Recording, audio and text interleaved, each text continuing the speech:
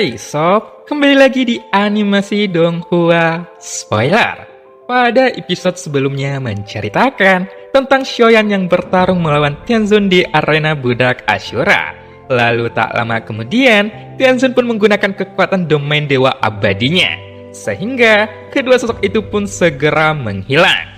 Di dalam domain abadi Tianzun, Xiaoyan juga mengeluarkan domain apinya, yang mana hal ini membuat Tianzun pun sangat terkejut. Dan cerita pun dimulai. Di dalam pertarungan ini, mata keduanya menunjukkan tekad yang sangat kuat untuk mengalahkan satu sama lain, dan tidak ada yang ingin menyerah. Lalu pada saat ini, pertarungan mereka juga telah mencapai tahap yang sengit. Di antara dua domain dewa abadi, itu tergantung siapa yang akan dikalahkan terlebih dahulu. Namun, sebenarnya Tianzun tidak pernah menyangka bahwa domain dewa abadi Xiaoyan bisa mengimbanginya. Meskipun sebenarnya Xiaoyan harus membayar harga yang sangat mahal. Aku tidak menyangka, di dalam waktu singkat ini, reinkarnasi Zuzang sudah menjadi begitu kuat. Sampai-sampai dia bisa mengumpulkan begitu banyak kekuatan murni di dalam satu tubuh. Meskipun seperti itu, aku akan mengerahkan jutaan jiwaku untuk menghancurkanmu di sini. Tidak peduli apapun yang terjadi, aku harus membunuhmu, ucap Tianzun. Kali ini, sepertinya Tianzun mengambil tindakan yang putus asa, karena dia langsung meledakan semua kekuatan jiwa-jiwa ini. Seolah-olah dia tidak peduli jutaan jiwanya musnah untuk melenyapkan Xiaoyan sepenuhnya. Zanlao, aku memiliki pertanyaan untuk ditanyakan kepadamu, gumam Xiaoyan di dalam hatinya. Pada saat ini, Xiaoyan yang berada di telapak tangan emas, ia melihat ke atas, lalu melihat patung emas yang menutupi langit dan matahari. Meskipun api dan guntur menyapu dengan liar untuk melawan, tetapi Xiaoyan juga tahu, tidak peduli seberapa kuat domain dewa abadinya sendiri, dia juga merasa bahwa domain dewa abadinya itu masih lebih lemah daripada domain abadi Tianzun. Apakah domain abadi bisa diciptakan kembali? Tanya Xiaoyan kepada Zanlao. Untuk memenangkan pertarungan ini, sebenarnya Xiaoyan memiliki ide yang beresiko, yaitu meledakkan domain dewa abadinya sendiri. Dengan cara ini, Xiaoyan bisa memaksimalkan kekuatan domain dewa abadinya, sehingga dia bisa menghancurkan domain dewa abadi milik Tianzun secara bersamaan. Kamu bisa membentuk domain dewa abadimu kembali. Bahkan, ketika kamu membentuknya kembali, itu akan menjadi lebih kuat. Sama seperti halnya api ponik nirwana. Hanya saja, jika kamu ingin membentuknya kembali, kesulitannya juga menjadi 2 kali lipat. Itu bahkan mungkin tidak bisa dilakukan, ucap Zanlao secara perlahan dari pagoda emas. Namun, saat mendengar ini, mata Xiaoyan pun tiba-tiba menoleh ke samping. Selama aku bisa membentuknya kembali, tidak peduli seberapa sulit kemungkinannya. Jadi, sekarang aku hanya membuatnya mengerti siapa raja besar dan siapa raja kecil, gumam Xiaoyan di dalam hatinya. Kemudian, Xiaoyan pun menarik napas dalam-dalam. Setelah tabrakan kekuatan tadi, Xiaoyan adalah orang yang mengalami cedera yang serius, dan dia tetap berusaha untuk terus berdiri. Yang mulia Tianzun, karena Anda sangat ingin membunuhku, maka aku juga ingin memberimu hadiah yang besar, ucap Xiaoyan. Sekarang, suara Xiaoyan bergema di kedua domain dewa abadi. Pada saat ini, Tianzun yang berada di atas kepala patung emas raksasa, ia sedikit menyipitkan matanya saat mendengar ini. Karena, meskipun keduanya seperti terpisah sejauh puluhan ribu kaki, bahkan pada tingkat ini mereka hampir tidak dapat melihat keberadaan satu sama lain. Hanya saja, suara itu terus bergema di dalam ruangan tersebut. Sekarang, kamu berada di domain dewa abadiku. Apa yang dapat kamu lakukan? Jadi, jangan berbicara omong kosong, ucap Tianzun yang segera mendengus dingin. Jelas, dia sangat percaya diri dengan kekuatannya. Setelah Tianzun selesai berbicara, tiba-tiba telapak tangan emas yang menekan ke bawah pun tiba-tiba bergetar. Itu membuat tubuh Tianzun pun benar-benar terguncang. Seolah-olah dia juga merasakan krisis hidup dan mati. Dengan cepat, dia melihat bahwa telapak tangan emas raksasanya itu dipenuhi dengan api dan guntur yang mengalir dengan gila-gilaan. dan itu menyebar dengan sangat cepat. Segera, Happy dan Guntur yang terjalin bersama pun langsung meledak dengan dahsyat dan terus membombardir patung emas dengan sangat ganas, yang membuat tiba-tiba pun terdengar jeritan jiwa yang melengking tak terhitung jumlahnya. Apa ini? Dasar bajingan! Apakah kamu ingin menghancurkan domain dewa abadimu sendiri? Aku tidak menyangka kamu akan benar-benar gila. Jika kamu menghancurkan domain dewa abadimu sendiri, bukankah kamu juga akan terluka parah? Ucap Tianjun yang berteriak dengan keras. Jelas, dia saat ini merasakan dampak energi penghancuran yang sangat kuat. Lalu tiba-tiba, pupil matanya pun menyusut, karena dia juga segera menyadari apa yang akan dilakukan Xiaoyan. Meskipun Xiaoyan tidak mengkhawatirkan ledakan domain dewa abadi ini, namun sebaliknya, Tianjun merasakan ancaman kematian yang sangat kuat, karena teratai api mengembang dengan sangat cepat patung emasnya. Jika ini terus berlanjut dan meledak, Tianjun pun akan mengerahkan semua kekuatannya pada domain abadinya, dan itu membuat jutaan jiwanya akan menghilang. Lalu pada saat itu terjadi, kedua belah pihak bersiap untuk menderita kerugian. Hal ini pun membuat Xiaoyan mendengus dingin. Kalau begitu, mari kita lihat siapa yang terluka lebih parah, ucap Xiaoyan secara tegas. Kemudian, dengan tatapan mata yang tajam, dia segera membuka tangannya. Lalu tiba-tiba, Xiaoyan membuat seluruh domain abadinya seperti diselimuti oleh energi api dan guntur, dan itu terlihat sangat menakutkan.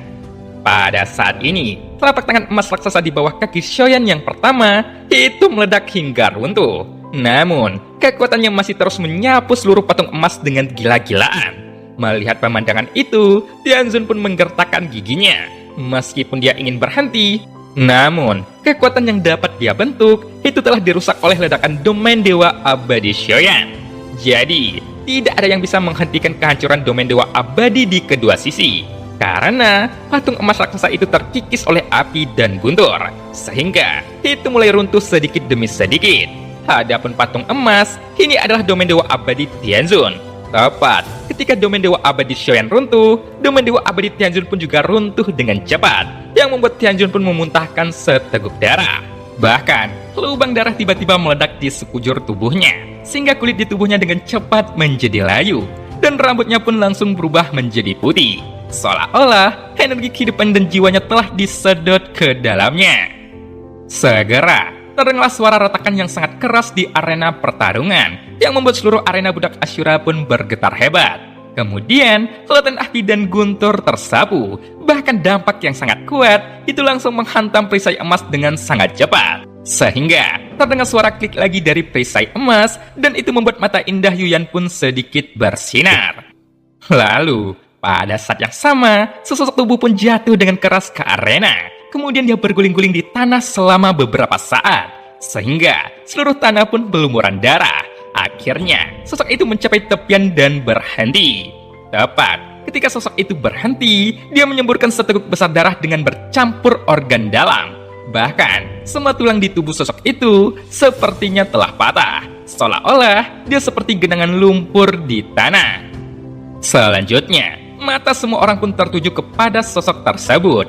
Bahkan, Jincang yang berada di lantai satu pun, dia juga tiba-tiba berdiri. Kemudian, pupil matanya tiba-tiba menyusut saat dia melihat sosok yang tergeletak di tanah. Karena orang yang terluka parah itu adalah budaknya, yaitu Tianjun. Bagaimana? Bagaimana mungkin dia bisa terluka parah? Ucap Jincang yang sangat terkejut.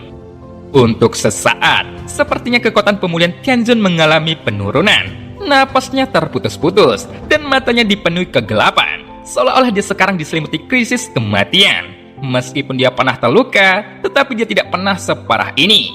Ketika Tianjun tidak melihat sosok Xiaoyan, sudut mulutnya pun sedikit terangkat dengan susah payah. Sepertinya, anak ini telah menghilang menjadi asap bersama dengan domain dewa abadinya, ucap Tianjun yang sedang tertawa. Tapi tiba-tiba, ada lautan api yang menyebar ke seluruh arena pertarungan. Saat ini, nyala api bergulung kembali dengan ganas. Kemudian, sebuah sosok pun menembak dengan keras. Meskipun sosok itu juga terlihat sama menyedihkan dengan dirinya, tetapi setidaknya, sosok itu masih bisa berdiri. Namun, sekarang topeng di wajahnya telah runtuh, sehingga dapat terlihat dengan jelas, ada tanda bintang 7 di antara alisnya yang bersinar terang. Wajah ini pun menarik perhatian semua orang. Jelas, sosok bungkuk yang masih berdiri tidak lain adalah Xiaoyan. Namun, adegan ini tidak menimbulkan sorakan dari semua orang. Malah sebaliknya, itu adalah pemandangan yang mencengangkan bagi semua orang yang menyaksikan pertempuran itu. Terutama bagi mereka yang bertaruh besar kepada Jinjang. Pada saat ini, ada dua kelompok orang di kursi penonton yang lebih ekstrim. Bahkan, beberapa dari mereka mengambil resiko dan memasang taruhan besar kepada Jonggu. Meskipun pilihan Jonggu kemungkinan kalah tinggi, namun melihat Tianzun yang terluka parah dan berlumuran darah, mereka yakin budak Jonggu bisa mengalahkannya. Lalu, pada saat yang sama, mereka juga melihat Xiaoyan yang masih berdiri. Sehingga, situasi pertempuran telah mengalami perubahan luar biasa. Namun, tidak ada seorang pun yang mengharapkan adegan ini. Sehingga, Yuyan yang melihat pertarungan ini pun mengangkat alisnya. Orang ini bisa mengalahkan Kaisar Keabadian di langkah ke-9. Dan juga, ia mengalahkan di dalam domain abadi. Bagaimana itu bisa terjadi? Ucap Yuyan. Memikirkan hal ini, Yuyan juga memiliki tatapan penasaran di matanya saat ini. Dia tidak bisa menahan diri untuk tidak melihat ke arah Jonggu di samping dengan rasa ingin tahu. Namun, sepertinya Jonggu terlihat sangat bersemangat. Bahkan, tubuhnya yang duduk di kursi itu terlihat gemetar secara terus-menerus. Melihat itu, Yuyan sedikit mengerutkan keningnya. Dan tatapan matanya bahkan memperhatikan tanda budak Xiaoyan. Budak ini sangatlah kuat. Tetapi, bagaimana Jonggu bisa mendapatkan budak yang memiliki kekuatan seperti itu? Mungkin, pasti ada sesuatu yang mencurigakan tentang hal ini. Gumam Yuyan di dalam hatinya. Meskipun Yuyan berpikir di dalam hatinya, tetapi dia tidak mengatakan apapun kepada Jonggu dan akan melihat pertarungan ini sampai akhir. Di arena pertarungan, Xian mengatur napasnya dengan cepat. Namun, hampir semua energi darah dan kekuatan abadi di tubuhnya terkuras. Sehingga, kecepatan pemulihannya tidak lebih cepat daripada Tianzun. Tepat, ketika Tianzun melihat Xiaoyan yang masih bisa berdiri, dia hanya bisa menggertakkan giginya. Kemudian, dia pun mengumpulkan kekuatannya yang tersisa untuk memulihkan lengannya yang patah terlebih dahulu. Lalu, setelah telapak tangannya pulih sedikit, dengan susah payah dia pun mengambil sesuatu. Dan tiba-tiba, di telapak tangannya ada sebuah pil biru yang pernah Xiaoyan lihat di dalam pertempuran di aliansi Dewa Abadi. Segera, Tianzun pun melemparkan pil biru ke dalam mulutnya. Setelah beberapa tarikan napas, Tianzun mengeluarkan raungan yang keras. Kemudian, dapat terlihat jelas ada cahaya biru yang keluar dari tubuh Tianzun. Itu membuat tubuhnya yang hampir hancur pun mulai pulih dengan kecepatan luar biasa. Melihat pemandangan itu, tiba-tiba Xian pun mengerutkan keningnya. Sekarang, Xian dapat mendengar suara retakan tulang yang bertabrakan di sekujur tubuh Tianzun. Seolah-olah, kerangka yang telah hancur di tubuhnya dengan cepat dibentuk kembali. Bahkan, dadanya yang cekung pun segera naik turun lagi, dan kulit pucat pun berangsur-angsur kembali berwarna. Kenapa? Apakah kamu pikir kamu bisa menang dengan meledakan domain Dewa Abadimu sendiri? Sekarang, tidak peduli bagaimanapun kamu berusaha. Bahkan, jika kamu adalah reinkarnasi Zuzang, kamu akan mati di sini. Ucap Tianzun yang berteriak dengan mencibir. Sebelumnya, Tianzun mengalami luka sangat parah. Namun, setelah dia menelan pil biru, tiba-tiba semua luka-lukanya sembuh dengan kecepatan yang mengagumkan. Setelah selesai berbicara, dia pun berdiri perlahan, sehingga semua orang pun menjadi bersemangat. Karena jika Tianzun kalah di dalam pertarungan ini, maka tidak sedikit orang yang mengalami kebangkrutan. Bagaimanapun, banyak orang yang mempertaruhkan dengan semua poin kontribusi mereka. Oleh karena itu, mereka yang datang ke sini dengan hati-hati, mereka semua takut kalah. Lagi pula, menurut mereka, taruhan seperti itu seharusnya tidak menimbulkan ketegangan.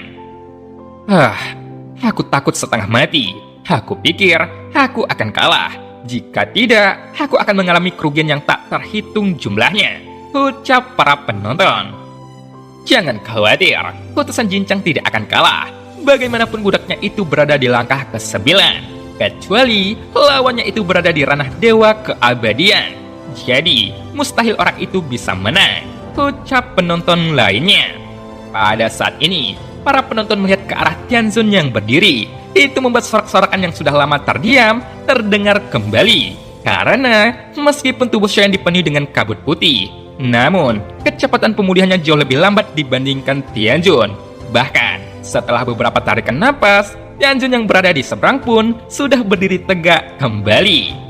Segera, ada aura yang sangat kuat yang meledak dari tubuh Tianjun, sehingga semua noda darah yang menempel di tubuhnya pun langsung berserakan di tanah. Meskipun di arena tidak berangin, rambutnya melambai karena dampak aura yang diledakkan dari tubuhnya.